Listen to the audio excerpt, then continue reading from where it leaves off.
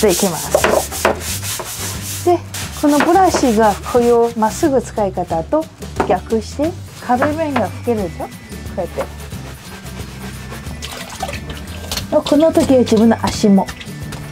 にほん、ゆつはるこです。今日はこちらのベランダの床のお掃除を紹介したいと思います。ベランダの床、こちらの道具を使いたいと思います。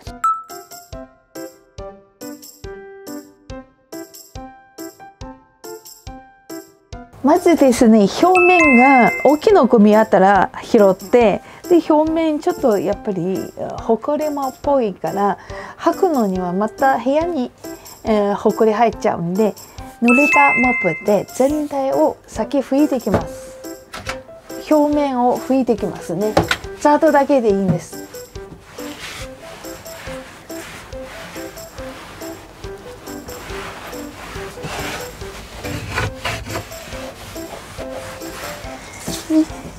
拭いたらこれを取ってでこれも使いません。はい、次に手袋をはめてではめたらこの洗剤を塗っていきますですね。この浸したものをこのまま伸ばしてだけで大丈夫です。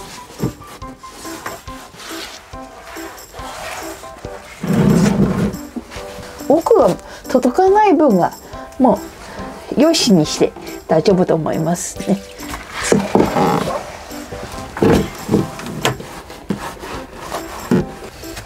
でこの時はこのちょっと上の部分も一緒にやっていきたいと思いますね。この部分ね。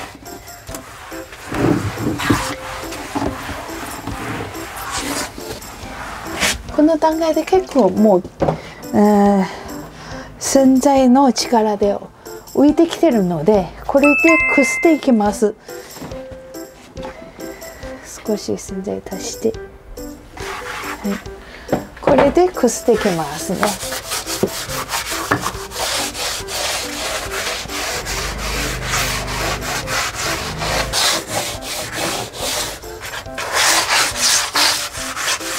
はい、板ここまで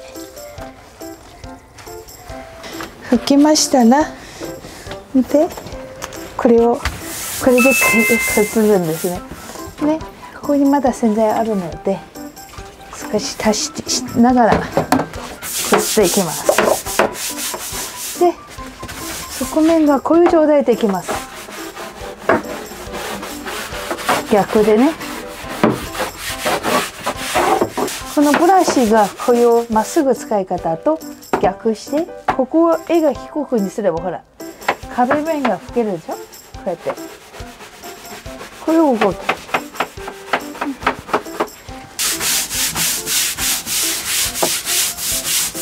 これをみんながただこうやってこするんだけど、こうやってこすったら円描いた方がこうして円が戻す。押して引っ張る。押して引っ張る方が汚れ取りやすい。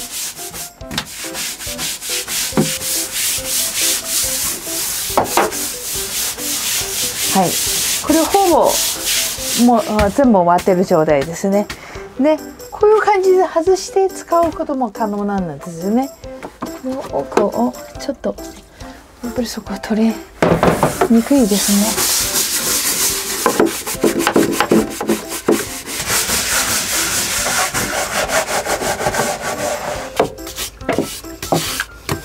はい、次は水で流していきたいと思います。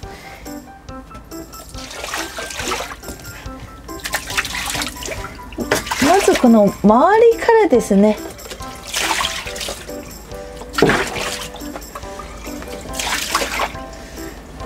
はい、もう一回水が流しますね。この時は自分の足もよく洗った上でね。今がちょっと残ってますよね。そうするとこういう板ブラシで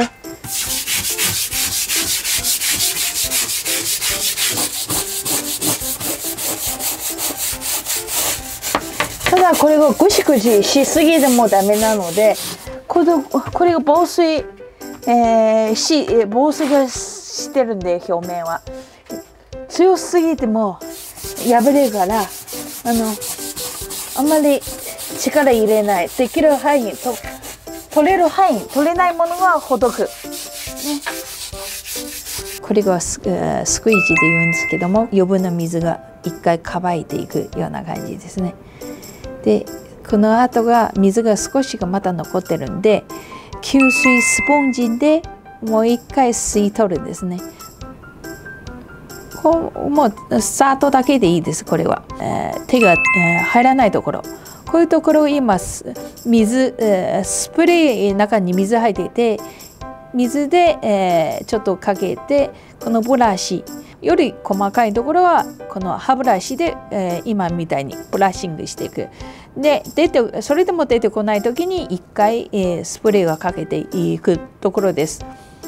であとが何よりこの洗剤残っちゃいけないので、こまめに今少量の水かけたところをタオル拭き取れない場合はこのブラシでかき出せる。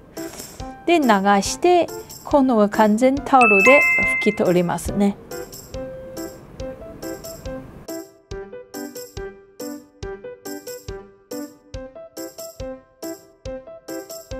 タオルが完全きれいにするまで拭いていくのが大事です。はい、であと入り口溝ですね。やっぱりそこついてちょっと拭いていく。念のためにもう一回空拭きしていきます。空拭きでいうとなでるくらいです。あんまり力入れちゃダメなので、ね、床の方が乾きましたので、これからコーティングを塗っていきたいと思います。こちらとフテですね。はい、こういうふうに塗っていきたいますね。はい。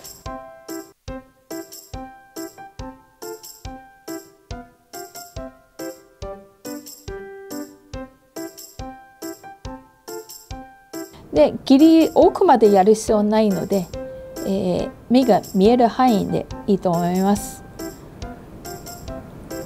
これ塗る時には要はどっか抜けちゃうと、やっぱりそのコーティング効果がないので、まんべんなくですね。今葉っぱ木の部分も塗ってるんですけども、こういうところがもう一緒に塗った方が雨降る時にその分が染みなりにくいし、コーティングの上についてるから木の時は楽ですね。今塗り終わりました。こういう状態ですね。でしばらくまた乾いてないので、塗った直後がちょっと匂うんですね。匂いが残ってます。でこれを完全乾くまで、歩いちゃいけません。ワックスと一緒ですから。